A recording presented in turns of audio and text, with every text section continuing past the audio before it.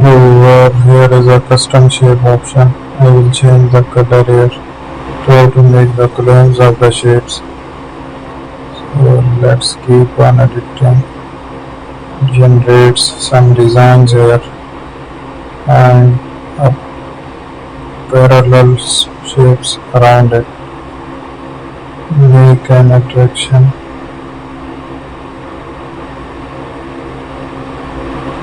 So here are the horizontal shapes.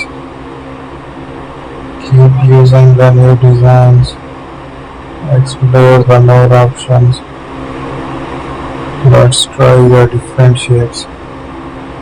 Keep making the new designs here. Find a new structure. Thank you for watching.